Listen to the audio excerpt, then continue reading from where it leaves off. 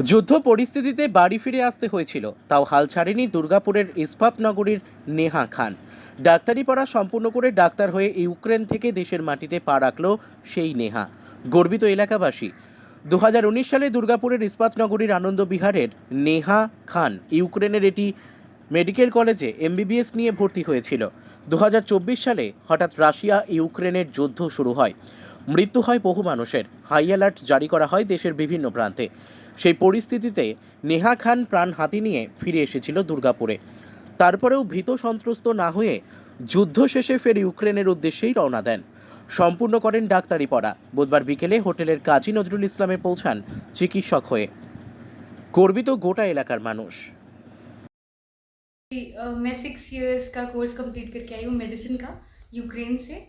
और वहाँ पे तो बहुत ज़्यादा स्ट्रगल हुआ, बिकॉज आपको पता है यूक्रेन और रशिया का वॉर हो गया when I was in 3rd year. तो फर्स्ट सेकंड ईयर तो स्मूथ गया, बट उसके बाद जब वॉर हुआ उसके बाद से एवरीथिंग चेंज्ड और बहुत ज़्यादा स्ट्रगल हुआ, क्योंकि हम वॉर के टाइम पे यूक्रेन में ही थे। वहाँ पे हमें बंकर्स फेस करना पड़ा, एक्सप्लोजन्स देखना पड़ा, बट आउट ऑफ एवरीथिंग, हर चीज़ होने के बाद भी हम तब इंडिया आ गए थे वापस।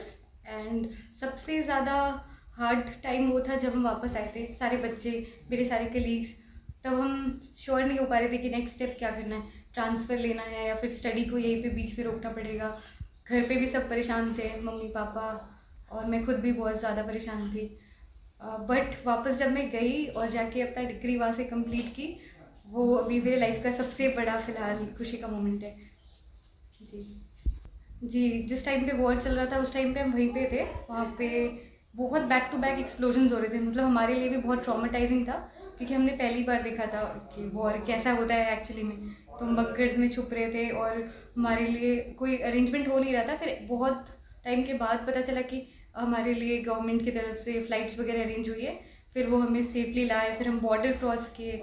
मतलब एक पूरा एक एक्सपीरियंस रहा है जो हम लाइफ टाइम कभी नहीं भूलेंगे। जी, बिल्कुल, बिल्कुल। उस टाइम पे बहुत मुश्किल था, और इनफैक्ट वॉर अभी तक रुकी नहीं है। अभी मेरे आने के पहले भी जो लास्ट डे था मेरा यूक्रेन में, मुझे याद है हम सब 5 बजे तक बाहर एक्सप्लोजन्स देख रहे थे। तो वॉर अभी भी कंटिन्यू है, बट सब कुछ अच्छा हुआ और हम आ गए सेफली, सबसे बड़ी बात है ये। जी, ये सारा सबसे पहले क्रेडिट पापा और मम्मी को जाता है, क्योंकि मेरा बचपन से सपना तो था ही डॉक्टर बनने का। बट अगर मम्मी पापा का इतना मोटिवेशन नहीं देते तो ये शायद कभी पूरा नहीं हो पाता। तो मम्मी और पापा को बहुत बड़ा थैंक्स। जी, जब मैं आई थी वापस तो पहले दिन तो कुछ टाइम पे पता ही नहीं चल रहा था कि वर्क से ही पहले हम इतने ट्रॉमा में थे। बट मम्मी सबसे ज़्यादा टेंशन लेती थी कि पता नहीं अब कब कंप्लीट कर पाएंगे या यही छोटा पड़ेगा। बट कहीं ना कहीं मम्मी के दिमाग में ये था और हमेशा मोटिवेट करती थी कि सब कुछ अच्छा होगा, आगे जाएंगे हम लोग और करेंगे। तो फिर मेरे सारे दोस्त लगभग सब ट्रांसफ़र लेके दूसरी कंट्री चले गए, बट मैं वापस गई यूक्रेन, वहाँ पे जाके कंप्लीट की। जी, इसके बाद मेरा फ़िलहाल इंडिया में इंटर्नशिप करने का प्लान है।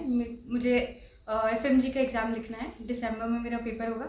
तो मैं प्रिपरेशन करूँगी 4-5 मंथ्स, फिर मैं एग्ज़ाम दूँगी और इंटर्नशिप करूँगी यहाँ से। फिर मेरा पोस्ट ग्रेजुएशन का प्लान है, मैं कोई हाई लेवल का एग्ज़ाम लिखना चाहती हूँ, जैसे कि प्लैब यूके के लिए या फिर जर्मनी के लिए। तो पोस्ट ग्रेजुएशन करने के लिए I will choose whatever will be best.